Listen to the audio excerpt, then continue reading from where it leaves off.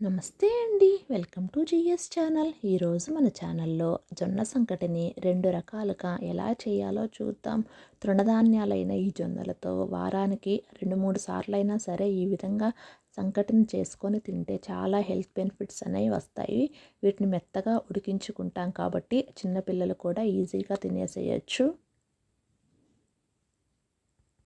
పచ్చజొన్నలు, తెల్లజొన్నలు ఈ రెండిటితో ఇప్పుడు ఏ విధంగా చేయాలో చూద్దాం. ముందుగా పచ్చజొన్నలను తీసుకొని వాటిని శుభ్రంగా క్లీన్ చేసి వాటిని ఎండలో ఎండబెట్టి వాటిని పిండి గిన్నెలో రవ్వలాగా పట్టించుకోవాలి. ఇలా పట్టించుకున్న రవ్వను మీకు సరిపడా తీసుకొని ఉడికించుకోవటానికి ఒక 4 గంటల ముందుగా నానబెట్టుకోవాలి. ఈ రవ్వలో కొంచెం పిండి కూడా వస్తుంది. కావాలంటే ఆ పిండిని సపరేట్ చేసుకోవచ్చు. ఇలా 4 గంటలు నానిన తర్వాత దీన్ని స్టీల్ గిన్నెలో వండితే ఇది ఖచ్చితంగా మాడిపోతుంది. కాబట్టి దీన్ని ఒక అల్యూమినియం గిన్నెలోకి షిఫ్ట్ చేసేసుకోవాలి.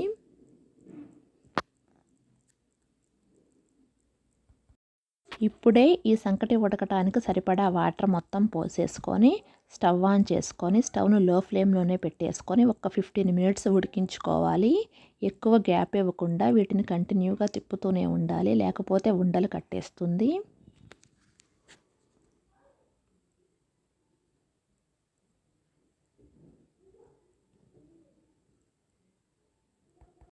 ఇది పచ్చజొన్నలు కాబట్టి కొంచెం చేదు ఉంటుంది. అయినా సరే తినగలిగే వాళ్ళు తినచ్చు.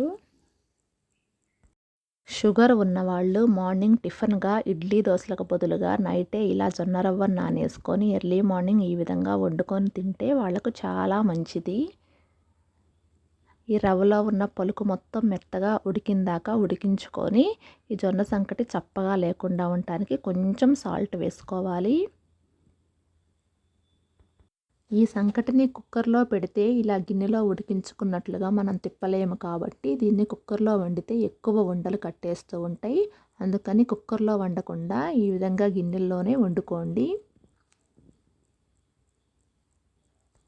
ఇలా ఉడికి స్టవ్ ఆఫ్ చేసిన తర్వాత కూడా ఈ సంకటిని ఒక్కసారి కలపాలి, లేకపోతే పైన లేయర్ లాగా కట్టేస్తుంది. అదొక్కటి గుర్తుపెట్టుకోండి. ఇక మనకు జొన్న సంకటి రెడీ అయింది. దీనిలో కాంబినేషన్ అమ్మమ్మ వాళ్ళైతే ఇందులో వెల్లుల్లిపాయ కారంతో తినేవాళ్ళు. ఇప్పుడు తెల్ల జొన్నలతో సంకటిని ఎలా చేయాలో చూద్దాం. ఆ పచ్చజొన్నల కన్నా ఇది చాలా టేస్టీగా ఉంటుంది. ఈ జొన్నలను రవ్వేమి పట్టించకుండా డైరెక్ట్గా జొన్నలతోటే ఎలా చేయాలి అంటే వీటిని ఉడికించుకోవటానికి 8 గంటల ముందుగా నానబెట్టుకోవాలి. మీకు సరిపడా జొన్నలను తీసుకొని వీటిని శుభ్రంగా 2 టైమ్స్ క్లీన్ చేసుకొని ఈ జొన్నలు నానటానికి ఎక్కువ వాటర్ ఏం పట్టవు కాబట్టి అవి మునిగేంత వరకు వాటర్ పోసుకొని మూత పెట్టుకొని పక్కన పెట్టుకోవాలి.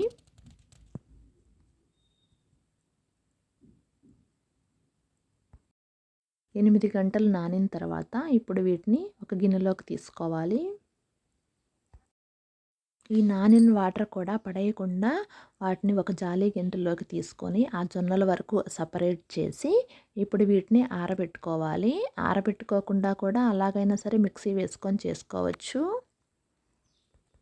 ఈ విధంగా క్లాత్కి ఒక సైడు ఈ జొన్నల తడంతా అంటుకున్న తర్వాత ఇలాగే ఉంచితే ఆరటం లేట్ అవుతుంది. ఇప్పుడు ఆ క్లాత్ను టర్న్ చేసేసి అప్పుడు ఈ జొన్నలను ఆరబెడితే ఇంకా త్వరగా మనకు ఆరిపోతాయి. ఇలా ఆరిన జొన్నలను మిక్సీ జార్లోకి తీసుకొని రవ్వలాగా ఆడించుకోవాలి. జొన్నలు ఆరబెట్టుకున్నాం కాబట్టి మనకు రవ్వ కూడా పొడి పొడిగా మిక్సీకి అంటుకోకుండా వస్తుంది. కావాలంటే దీన్ని సగం తీసి వేరే రోజు కూడా సంకటి ప్రిపేర్ చేసుకోవచ్చు. జొన్నలు నానిన వాటర్లోనే ఈ రవ్వను వేసేసుకోవాలి. ఇప్పుడు దీన్ని కూడా అల్యూమినియం గిన్నెలోకి షిఫ్ట్ చేసేసుకొని అది ఉడకటానికి సరిపడా వాటర్ పోసుకొని స్టవ్ను మాత్రం లో ఫ్లేమ్లోనే ఉంచుకొని అప్పుడప్పుడు ఇలా కలుపుతూ ఉండాలి. ఈ జొన్నలను కూడా ఆ పచ్చజొన్నల్లాగా రవ్వ ఆడించుకొని అయినా సరే జొన్న సంకటిని చేసుకోవచ్చు. అప్పుడు మనకు నానబెట్టుకునే టైం కొంచెం తగ్గించుకుంటే సరిపోతుంది. ఇది కూడా ఉడకటానికి 15 మినిట్స్ వరకు టైం పడుతుంది. ఎక్కడా కూడా పలుకనేది లేకుండా మెత్తగా ఉడికించుకోవాలి. ఇలా మెత్తగా ఉడికిన తర్వాత కొంచెం సాల్ట్ వేసుకుంటే చప్పగా లేకుండా ఉంటుంది.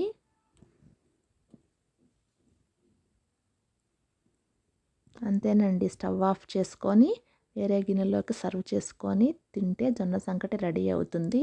ఈ జొన్న సంకటిలో మేమైతే మజ్జిగ లేకపోతే పెరుగు వేసుకొని కొంచెం వాటర్ పోసుకొని తాగేస్తాము. మీకు ఏ కాంబినేషన్ నచ్చితే దాంతో ట్రై చేయండి.